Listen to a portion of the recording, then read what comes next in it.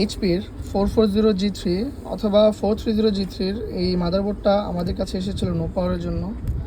এটা যে সময় মাদারবোর্ডটা ওপেন করলাম দেখলাম যে এটার বেশ কয়েকটা জায়গায় পুড়ে গিয়েছিলো। দেখতে পাচ্ছেন যে পুরো প্লাস্টিকটা ফুটো হয়ে গেছে আর কি। তো এটা আমি রিপেয়ার করে নিয়েছি এই জায়গাটা। আবার এদিকে বিসিসি আইওএসের যে সেকশনগুলো ছিল লেয়ার টেয়ার সহ নষ্ট হয়ে গিয়েছিলো। তো মোটামুটি সব কিছুই আমার রিপেয়ার করা শেষ। তো আমি পাওয়ার দিয়েছি, দেখলাম যে অন হয়ে গেছে এখন প্রপারলি। এখন আমি ডিসপ্লেটা দেখবো যে কী অবস্থা। আমি যে পাওয়ার লাগিয়ে দিচ্ছি, আমার মেশিনটা দেখবো অন হয় কিনা। প্রপার অন হয়ে গিয়েছে। তো আমি আমার যে পেন ড্রাইভটা আমি লাগাই ডিসপ্লে চেক করার জন্য, সেটা আমি একটু লাগিয়ে নিব দেখার জন্য যে এটা ডিসপ্লে আসে নাকি না। তো আমি লাগিয়ে নিয়েছি। দেখতে পাচ্ছেন যে লাইটটা আমার পারফেক্টলি স্টে করতেছে, কিন্তু ডিসপ্লে এখনও আসেনি।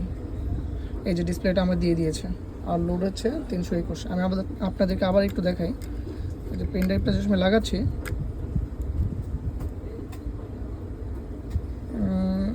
এখন দেখাচ্ছে না, এটা সম্ভবত একবারই দেখাবে।